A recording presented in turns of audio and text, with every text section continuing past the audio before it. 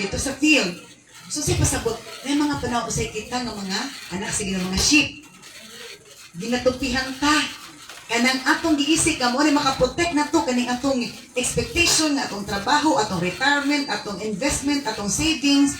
Mo ni makaprotect na to kung mag-retire na ta, wa na tay trabaho. Usay tupihan ta ni Lord nga ayog salig anak kuhain na. Amen. Hello, di ba ang pagtupi, removing?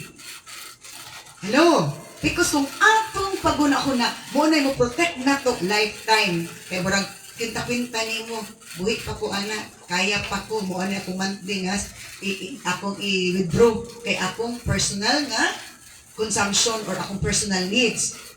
So, nga na, sometimes ginatupihan ta ni Lord, nga ang say naan na to nga confident ta, nga mo protect sa atua, nga mo na, ginakuhaan, ginapakuhaan ni Lord, kay mo na spiritual pagtupi. Amen. Hello.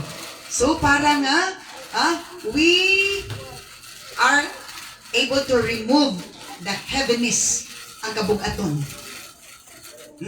Ano man, once na dili pa matupihan ang karnero, bugat kaysa na. Munang pabot, na ipanahon nga tupihan ta, na ipanahon na i-remove ni Lord sa atong ang kaugalingon, aron maka-feel tag kagaan.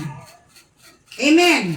Kaya kung di na to na makuha, dili na pa-remove ni Lord, mo na nga maghatag na tong kabugaton nga lisod ka ita makapangalagad si Ginoo. Dilisod ta kapabuhat, lisod ta kaubi, lisod ta kalakaw kay bugat man kaysa na.